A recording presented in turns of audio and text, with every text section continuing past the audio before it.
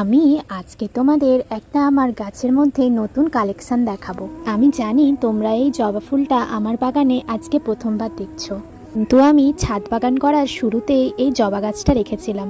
কিন্তু আমার এতটাই দুর্ভাগ্য যে আমি এর একটা মাত্র ফুল দেখতে পেয়েছিলাম।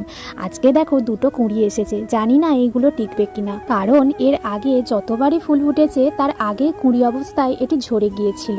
আজকে অনেক দিন বাদে আমি একটু ভাবলাম আমার কাঠগোলাপ গাছটার রিপোর্টিং করে নেব। গাছের তুলনায় টবটা এতটাই ছোট হয়ে গিয়েছিল যে একটু ঝড় হলেই গাছটা বারবার পড়ে যাচ্ছিল। তাই আজকে ফাইনালি আমি এটা একটু রিপোর্ট করে নিলাম।